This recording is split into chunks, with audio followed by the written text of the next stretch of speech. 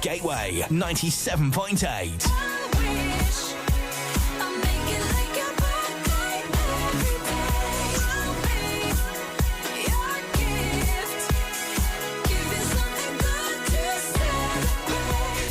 Good afternoon.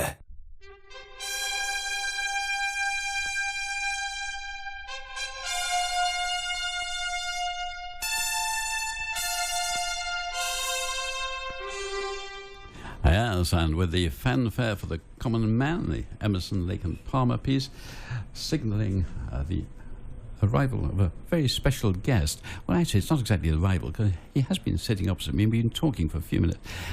He is Vincent Thompson, the High Sheriff of Essex. Vincent, a very warm welcome to Gateway. Thank you. It's a great pleasure to be here. Thank you for asking me. Well, the pleasure is all ours, unalloyed. Hey, that's a lovely word, unalloyed. Don't often use that one. Don't often have cause. How many L's? Now, where were we? High Sheriff of Essex. You were recently installed as High Sheriff. How does it feel to be an instalment? Well, I was actually installed on the 13th of April last year, so I'm really into the last quarter of my tenure, and I hand over on the 4th of April. How does it feel to be installed? Well, it's a wonderful, they call it an induction or declaration ceremony. It is now held in the council chamber at Essex County Council, which, if you know, it is a magnificent building with some wonderful pictures on the wall of Boadicea Seer and the Pilgrim Fathers setting off on the Mayflower, and various people who've made a contribution to the county over the years. So it's a wonderful setting, and it is led by the Lord Lieutenant, the Queen's representative, and it requires the new High Sheriff to read a long and rather complex Old English bit of wording saying basically that they'll behave properly and they won't do this and they won't do that. Do you remember any of those words? No, I don't at all. It covers 2.5 pages or something. But so that is relatively easy. And then the last act of the sheriff who is going out is to give a report on his year in office to the assembled company, and the assembled company includes leading figures active in the county, county councillors, district councillors, mayors, the senior people from the major agencies, the police, the fire, the ambulance, etc., and various sort of friends of the incoming High Sheriff, primarily, a few of the outgoing. But it's substantially the new arrival's day rather than the departing man's day. Yes. Oh, and a day to remember. And of course, as far as becoming High Sheriff, what was the procedure for that? Well, that has been, over the years, has been handled. The responsibility is on the incumbent High Sheriff to nominate somebody for 4 years' time. And that is normally done by assembling a committee. The form of the committee has become slightly more formal in recent years, and the committee is comprised of the current High Sheriff, the next High Sheriff, the past High Sheriff, various other people involved with the High Sheriff's role, and then a short half dozen of senior figures from around the county. And they suggest people who they think might be suitable, and then it is up to that High Sheriff to select from those people and to find someone to take over. Yes, so in effect you're sounded out, and if you say that you'd be willing to do this, then that is right. I mean, it is a great honour to be asked, so it's quite difficult to decline in many ways. But for many people, I mean, they have work commitments that they couldn't take on the role and do it properly with their work commitments. Now the nomination is for 4 years out, so it's some way ahead. But indeed. Now, as far as the role itself is concerned, at one time the sheriff was a somewhat unpopular character. He was a tax gatherer.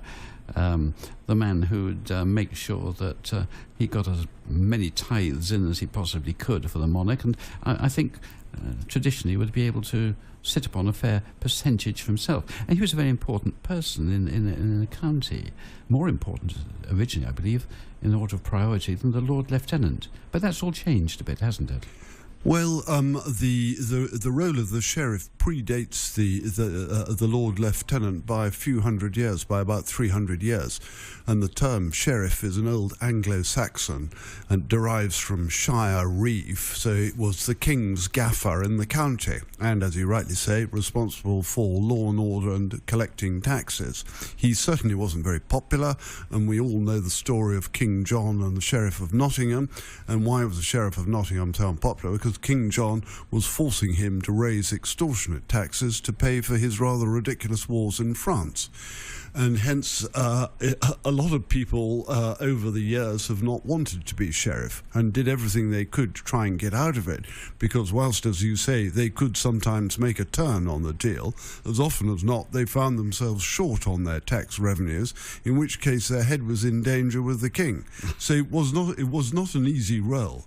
And reading the histories, people went, and hence is this curious custom whereby the sovereign pricks, as they say, the name of the High Sheriff. Each March, just before the takeover at the end of the March, early April, the Sovereign has a list of those who have been nominated. It is only the Sovereign who makes the appointment, and the appointment is made by taking a bodkin and pricking a piece of vellum. And that was done because it means that sign could not be erased, whereas if there was a tick or a cross, somebody could scrape it off the vellum and say, no, I'm not sheriff, I'm not going to do it. But once you were pricked, you had no option. Oh my goodness. Fascinating history to the office, as I say, the oldest secular office. The oldest secular house, and perhaps particularly interesting in this year, the 800th anniversary of Magna Carta 1215, of course, time of King John, and about 2/3, 3/4 of the clauses refer to the sheriff, and they're mostly about curtailing the role of the sheriff, thereby constraining the power of the king. So, in real terms, these days, you aren't like a glorified branch of HM Customs and Excise, or whatever they call themselves now, and you don't have those tax-gathering roles. We have neither the tax-gathering role nor the role with the judiciary. Both those were taken over, as you rightly say, by the revenue and by the justice system, but it is still incumbent on the sheriff to support the forces of law and order and the judiciary, and therefore quite a lot of our time is spent not so much supporting the taxman, but supporting the justice service, so the magistrates, the judges, the police, the probation, the prison services, and all that goes with that. When a judge visits Essex, you have a particular role to play, do you? That is a very good question, because in the old days of the circuit judges, when they were touring round the county, originally it was the role of the sheriff to safeguard them. So they would meet the touring sheriffs, the judges on a size, with a posse of stout men in uniform to defend the judges, because obviously the baddies weren't so keen on the judges coming to their county. And it was his duty to house them and look after them until they'd finished their business and deliver them on to the next county. With the changes in the judicial system, most of the work done by the judges is done by the resident judges in Chelmsford and here in Basildon. Occasionally, when there is a particularly complex or contentious case, then a High Court judge will be called down. And then it is normal for the High Sheriff to attend in court for at least a day with that judge, just as he does with the resident judges, and possibly to entertain him in the evening. Yeah, and do you have to sort out judges' lodgings or anything of that sort? No, the judges look after that themselves. There used to be judges' lodgings in Chelmsford, but with the decreased use, because so much of work is done by the resident lodges, they became an excessive expense and have now gone. So, a fascinating role. So over the years, much of the original purpose has been whittled away. Yes. And you're now left with a function which is totally different. You're much in demand and much liked because you're actually supporting charities, good works, voluntary organisations, doing a great deal to help the community rather than levying taxes upon it. That is absolutely right. The role has evolved enormously into the voluntary sector, and that's so pertinent, topical at the moment, because the cuts are effectively a withdrawal of government from various functions, and the voluntary section, perforce, is having to fulfil those roles.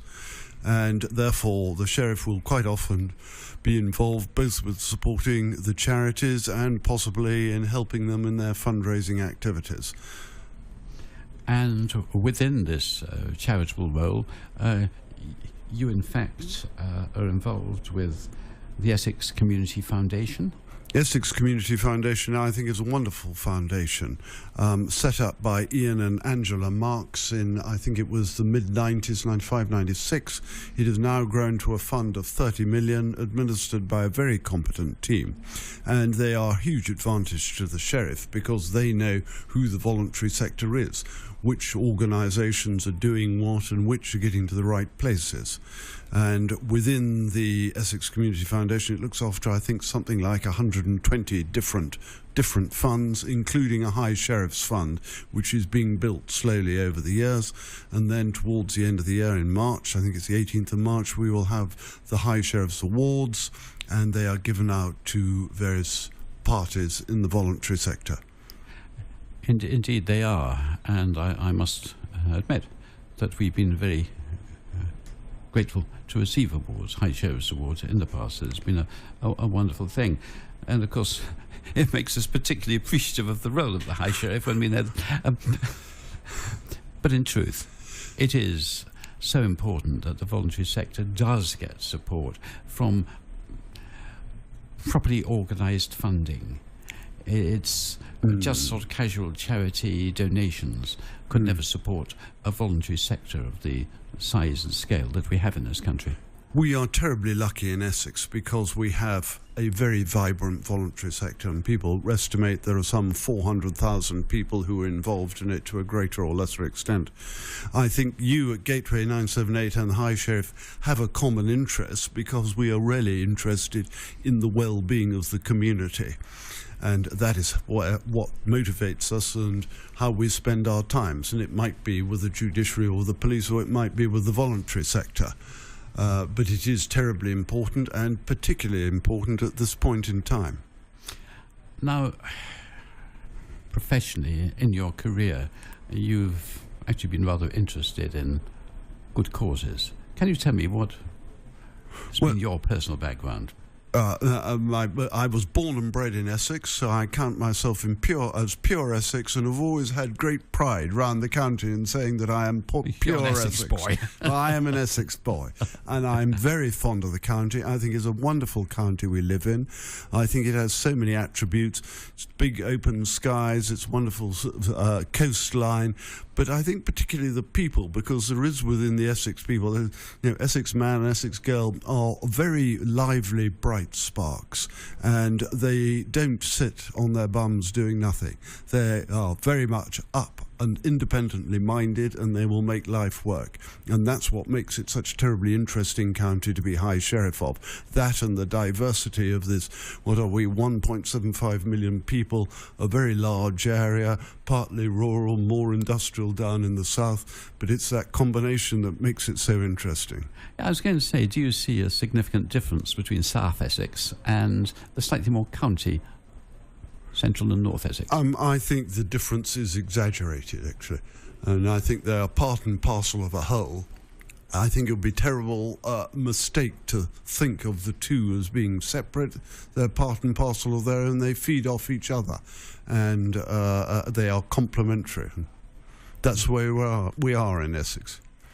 Yes, a fascinating area, and of course with London adjacent and having such a profound influence, it does make it a very, very diverse county indeed. Well, I think you're absolutely right to highlight the proximity of London. To my mind, that is the vital component. That's really where the vibrancy, for hundreds of years has come from. And as London gets bigger and people move from London out towards to have more space, and when you think of the enormous amount of Essex that is supported by the commuting population, it's an integral. London and Essex are sort of part and parcel of one in many ways. Obviously, we lost some of our territory to the Greater London Council in 1966, I think it was. And if London has half a chance, of course, it would like to erode further into Essex and take on additional responsibilities from Essex. Well, it's an interesting question because, of course, devolution is very topical at the moment. But devolution, is it a devolution of powers towards the people in Essex, or is it a devolution of liabilities towards the people in Essex? Well, it's a bit of both. And when you look within Essex, is it a devolution? Well, for Essex County Council, it is a devolution to them. But some of the district councils might argue in a slightly different way that it would mean a loss of powers for them. But I think in general, I think devolution has got a lot to be said for it. I believe that the more people decide for themselves how their lives should be run, the better. And therefore, I think there is a positive side of it. But it is another aspect of the change. That is. And before being High Sheriff, your career, you did a lot of work for Anchor House, I understand. Can you tell me about that? Well, that was outside my career, but Anchor House, of course, is within the old Essex. It's in Canning Town, so it's within the diocese of Chelmsford and Brentwood. It was set up by the previous Bishop of Brentwood, Bishop Thomas McMahon, and it is a wonderful flagship house originally built to provide the seafaring people with a home in the days of the Port of London, but with the demise of that, it was moved to become a home for the homeless, and it's now really more than a home for the homeless. It is a place to get people back onto their feet and back into independent living. It works terribly well. It provides them people with security, a community, a motivation, and the tools with which to get themselves back into independent living. It's hugely successful in that regard. So it's been very interesting to work with them.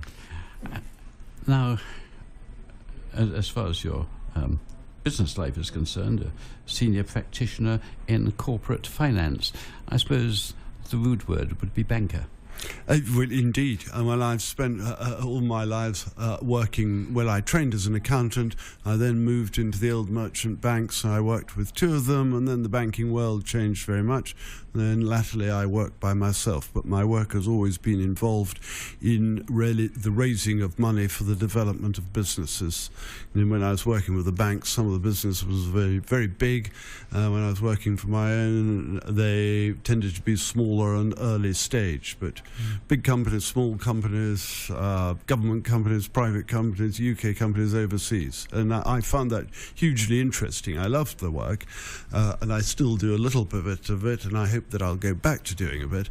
But in doing that sort of work, that's extremely interesting. What I always felt that I missed was how does the county of Essex actually work? This fabric of society, this complex network of county councils, district councils, police, fire, hospitals, ambulances, probation, prisons. It's a very complex matrix that all works wonderfully well. And I think we're terribly fortunate in this county with the quality of people we have in it. I suppose, in truth, like so many things, it works because somehow we all manage to pull together to muddle through and overcome problems. It would be almost impossible to build an ideal model from what we've got. It's grown perhaps somewhat haphazardly, but actually, it does work. I think you're absolutely right. It does work. It's grown, it's evolved over history, and if one was talking with a blank sheet of paper, one probably wouldn't design it that way. But it does work, and it's partly the history that keeps it going. But what really keeps it going is the quality of the people, and I have been so enormously impressed by all of the people that I have met in the big agencies, in the voluntary sectors, in the judiciary, just their straightforward human decency and their dedication to their task and their concern for the individual, frequently in circumstances that would test the patience of a saint. That I have found massively impressive. It must be an enormously personally rewarding activity to be involved, to be a High Sheriff as you are. Now, there are some drawbacks to it, I suppose. The kit you wear on appropriate occasions. Can you describe it? Well, the kit that the High Sheriffs wear was decided on, I think, in something like 1860, 1870, when the High Sheriffs regularly used to go to court in London. And it was thought that if they all wore a uniform, people would know who they were. So they selected a uniform from at least 100 years before that, I suppose, so that they stood out.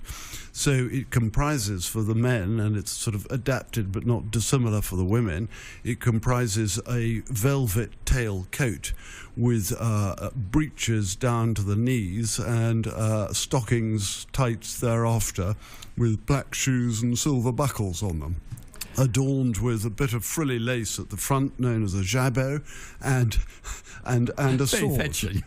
Well, it's actually extraordinarily comfortable to wear. There's something about it. It's very comfortable to wear. And the velvet, you would think, would be sort of... but actually it's very adaptable. When it's hot, it's not as hot as you'd think it is. And when it's cold, it's warmer than you would think it is. So actually it's more practical than I thought.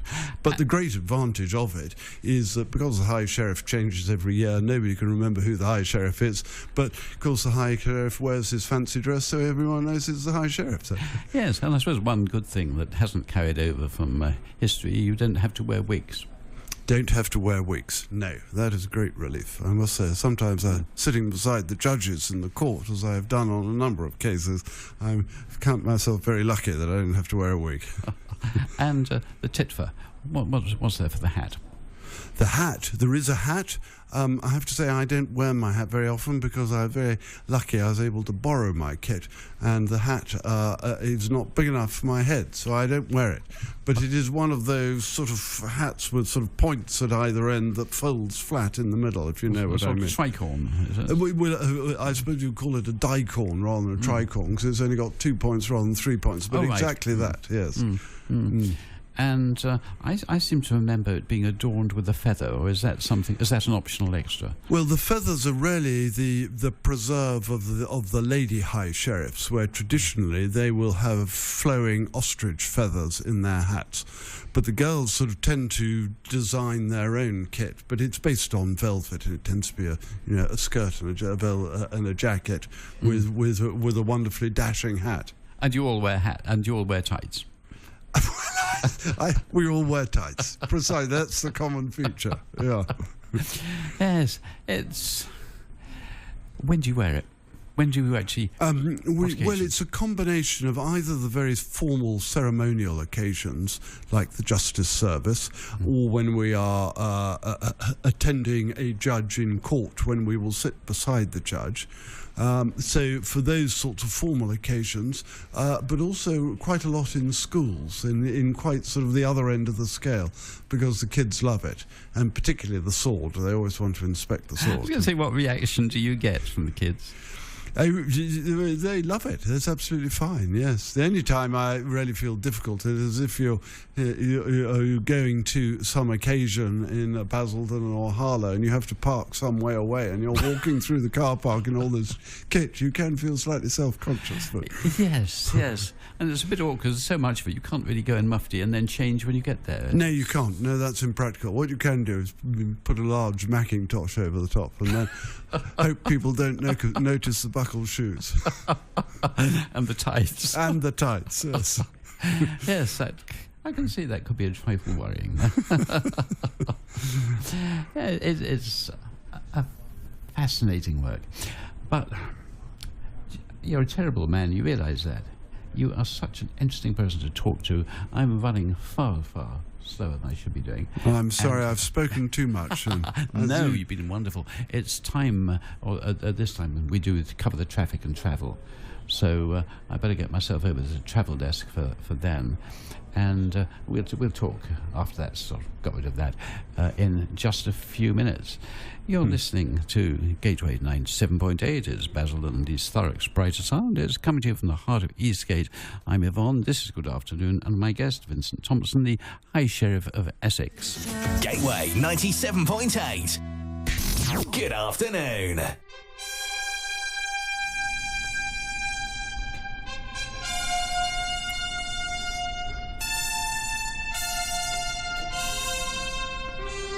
Oh, that wretched fanfare for, in this case, the most uncommon man. If you've just joined us, this is Gateway 97.8. Good afternoon with me, Yvonne, and my guest, Vincent Thompson, the High Sheriff of Essex.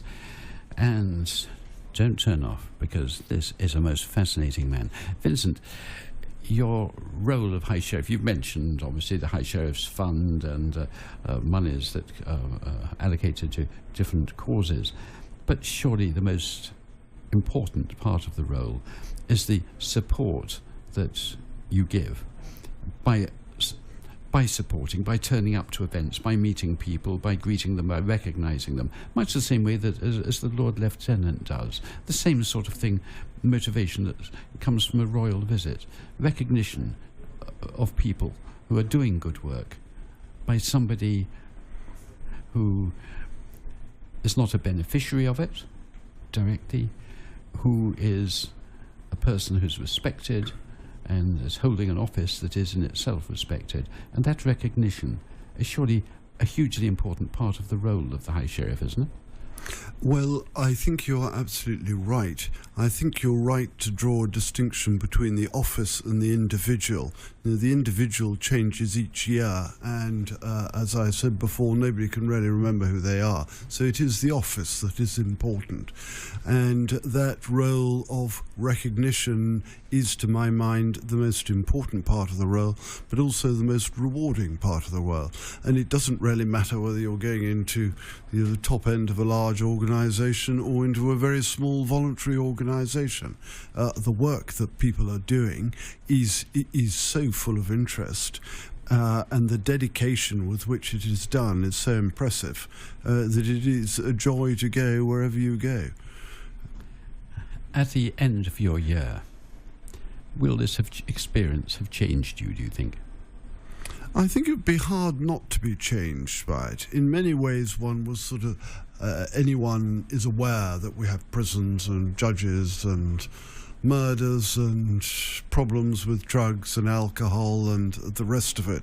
So, but it is seeing it face to face, and how that fabric of society, as I call, deals with its different members and the problems that are faced by the different members.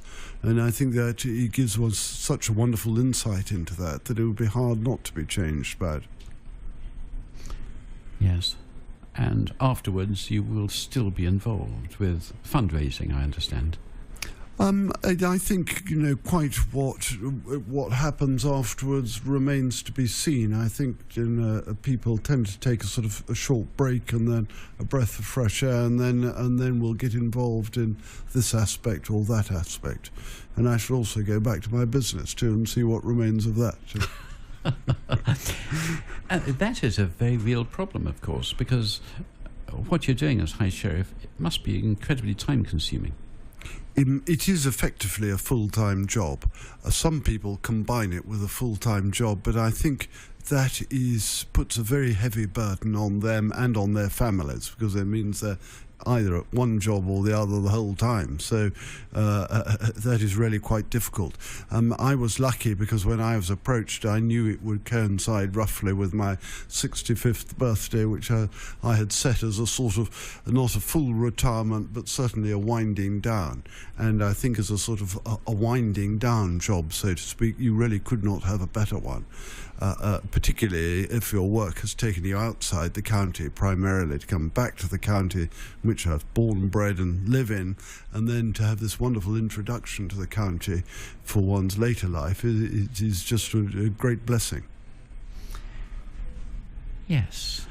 And you've stressed your roots in the county. Whereabouts is it you were born? I was born and bred in Margaretting. My mother was brought up in Brentford. She married during the war, where my parents lived in London initially and then came back to live in Margaretting because my father worked in the city. So, as with so many people in Essex, the city and London has provided a livelihood. Well, we are intertwined, yes. And that's where much of the vitality comes from. So I then lived in London for about 20 years myself, but my parents were living here, so I was often back in the county. And then shortly after my father died, we moved, my wife and our 2 children, and I moved back to the county. Different bit of the county, we're a bit further north, but it's all the same county. And that attachment to the county is so evident in everything that you said. Have you got any sort of particular hobbies or interests, like sailing or anything like that have attracted you to the county particularly? No, not that have attracted me. I do have hobbies and interests. Both my wife and I play a certain amount of tennis, which is of great interest to us both. But that could be done anywhere, so you can't say I'm not a yachtsman or anything like that. But certainly very active, working on behalf of the county and in the interests of people in the county. The office of High Sheriff, you mentioned, is ancient. It's been going, for 1,000 or so years? Yes, 1,000 years, roughly, back into the Anglo-Saxon times, predating the Norman conquest. And as the oldest non-religious related thing, the bishops sort of go on a few hundred years before that. Yes, indeed. Well, when did Christianity first come into this country? 600-700, something like that? I think it was about 300 or 400, wasn't it? 300 or 400, was it? Yes. Then Bede reported about 600 or 700, I think. Yes, indeed. So I'm looking forward to going to the chapel at St. Peter's at Bradwell, where it is said Christianity first set foot in this country. So that is coming up in my diary. That's an interesting one.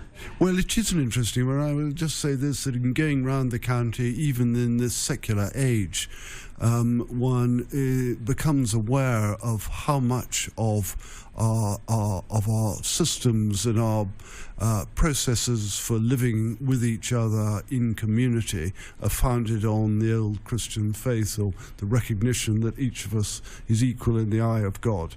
And that is very apparent. I think it's a very important part that should not be forgotten.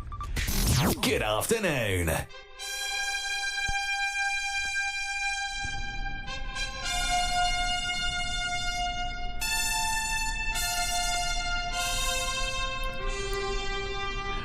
You're listening to Gateway 97.8. This is Good Afternoon. I'm Yvonne, and my guest, the High Sheriff of Essex, Vincent Thompson. And thank you very much indeed, Vincent, for talking to us this afternoon. We were talking a moment or two ago about the wonderful work the police are doing, and how impressive the Police and Crime Commissioner and the Chief Constable are. I remember when the Chief Constable first came here, he was late.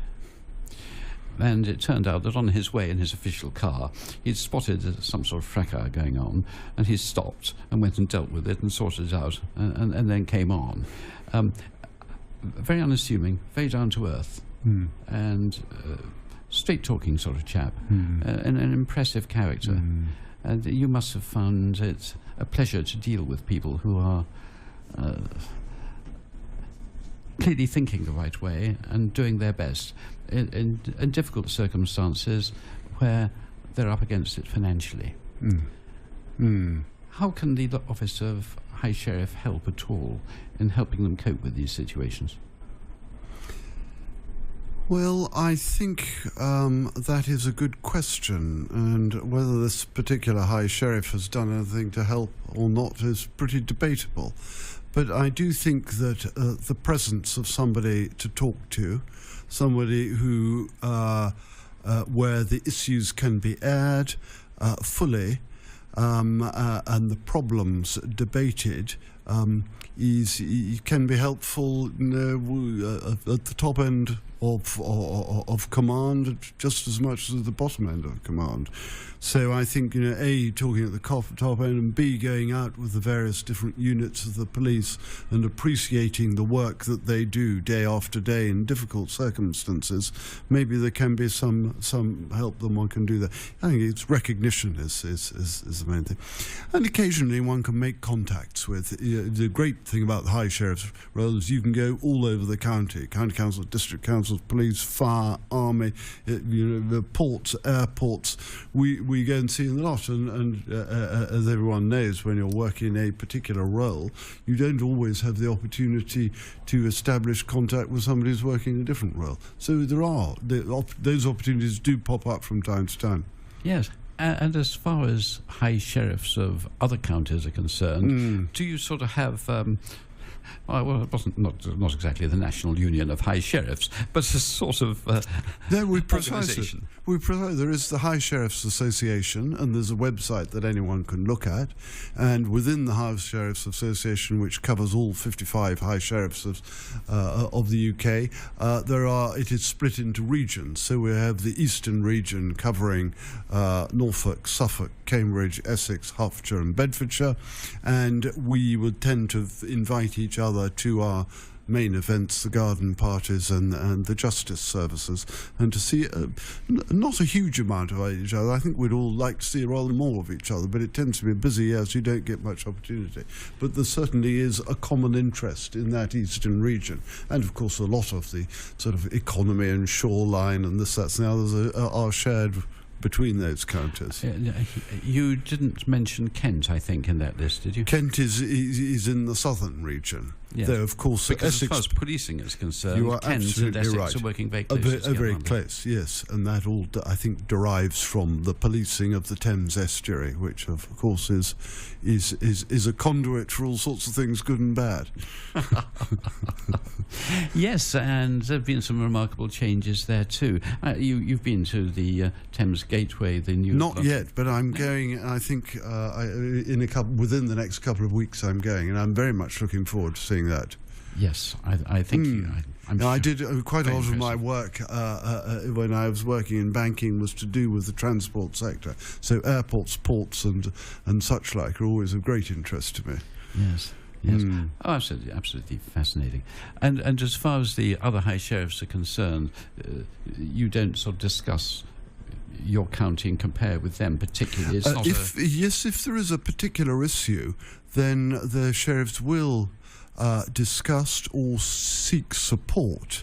For instance, the High Sheriff of Suffolk has been much concerned by the reduction in magistrates' courts and the difficulties of people getting to the one remaining court because of the lack of public transport. And therefore that has been a subject of debate between the sheriffs. Here in Essex, as you will know, our magistrates' courts were reduced in number some years ago. And now we just have the four of Southend, Basildon, Colchester and Chelmsford. But in fact that seems to work reasonably well. So I suppose, yes, all the protests were over and done with years ago. Well, in this county, yes, and it doesn't seem to work too badly because we have got four, but Suffolk was proposed. I'm not quite sure where the debate has got to now that they should only have one in what is quite a large county too. Yes, which would seem a bit... And a very rural county where there is a limited public transport. Yes. So... Yes. You will be finishing your term of office. You will have been party to recommending the next High Sheriffs. What do you think you will do immediately on stepping down? The first thing I shall have to do on stepping down is to see what remains of my little business that I set up 7 or 8 years ago, and my long-suffering clients who haven't seen very much of me. So that will be my first responsibility. My second priority will be to sorting out some of the muddle that there is at home that has been accumulated over many years, particularly the last year.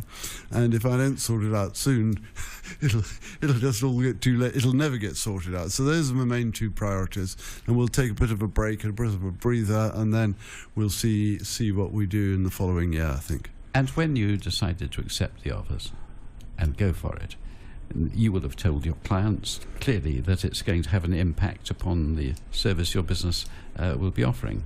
What sort of general reaction did you get? Oh, hugely supportive, actually. Yeah. I mean, mine is a small business with a limited number of clients, and I think by and large they were delighted, actually. And so we do talk, but nothing like as frequently as we used to. But, hugely supportive because of the support for the High Sheriff role. Yes, and quite clearly you can't have totally neglected them, otherwise they wouldn't be at all happy with you. But it's a tremendous burden, load to take on. And for anybody to willingly do that, they must, well, it takes a very remarkable person to be willing to put their work on hold for a year while they go and do something else. Well, I think you are too kind. I was fortunate in the timing in that I was coming up to retirement about this sort of time. So it broadly fitted in with that.